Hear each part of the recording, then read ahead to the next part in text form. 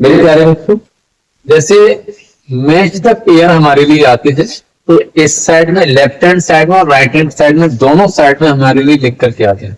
हम क्या करते हैं, कई बार इस तरह से लिखे हुए तो इस तरह से ऐसे ऐसे ऐसे ऐसे मिला लेते हैं।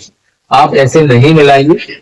आपको करना क्या है कि जैसे हमारे पास में ये है विलियमसन सिंथेसिस। अब इसमें ऑप्शनों को देखिए, जैसे मैं इसमें ऑप्शन पढ़ रहा हूं। फर्स्ट इधर लिखा हुआ ए, ये लिखा हुआ है nucleophilic reaction of second order. दूसरा है हेलो एरिन, तीसरा है डाइफेनिल, और चौथा है ईथर, और पांचवा है सैलिसिलैल्डिहाइड। और इसमें से जो आंसर सही है आप उस आंसर को इसके सामने लिखिए। ये सबसे बेस्ट तरीका। तो इसका आंसर है विलियमसन सिंथेसिस है ना, इसमें क्या चीज ऑब्टेन्ड होती है उसका नाम लिख देना है, तो ईथर। दूसरा है SN1। SN1 का मतलब होता है यानी कि यूनिमोलिकुलर मैकेनिज्म, और SN2 का मीन्स होता है डाइमोलिकुलर मैकेनिज्म या फिर बाइमोलिकुलर मैकेनिज्म। तो इसमें क्या दे रखा है, nucleophilic reaction of second order. First देता है तो यहां पर आ जाता है SN1, इसमें सेकंड दे रखा है तो SN2। तो इसका आंसर लिखेंगे हम इसके जस्ट सामने, न्यूक्लियोफिलिक। ये पूरा जिस तरह से लिख के आना है आपको, उसी में से कॉपी पेस्ट करना है। पेपर में से ही आपको उतारना है, अलग से अपनी यहां पर नहीं लिखना है। न्यूक्लियोफिलिक रिएक्शन ऑफ, अगर यहाँ पर इस तरह से सेकंड दे रखा है तो आप ऐसे ही लिख करके आए, अगर उसमें इस तरह से दे रखा है तो ऐसे ही लिख करके आए, अगर ऐसे दे रखा है तो आप ऐसे लिख करके आए।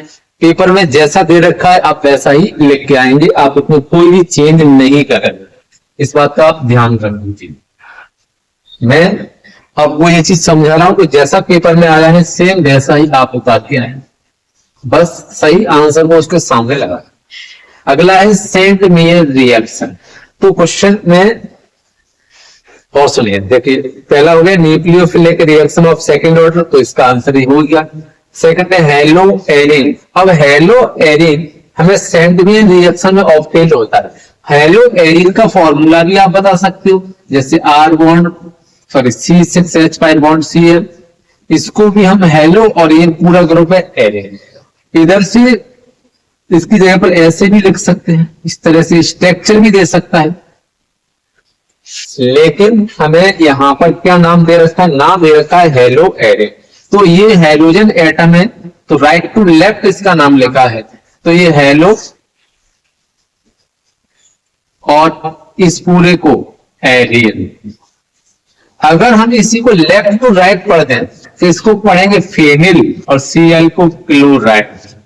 अगर मान के चलिए इसी क्वेश्चन को मैच में दे रखा है तो जैसा है वैसा हमको नोट करना है, लेकिन अगर ये क्वेश्चन हमें मल्टीपल उसमें पूछा जाता वन वर्ड्स में, तो वन वर्ड्स में आपके पास में ऑप्शन था कि आप राइट टू लेफ्ट भी नाम लिख सकते हैं और लेफ्ट टू राइट भी लिख सकते हैं, दोनों नाम पता होना चाहिए।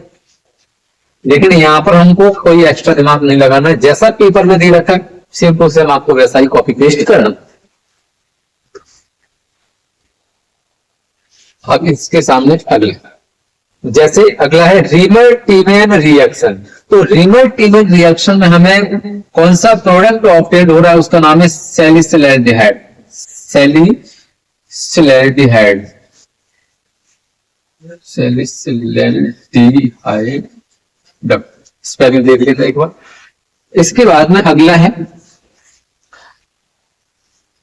उल्मान रिएक्शन।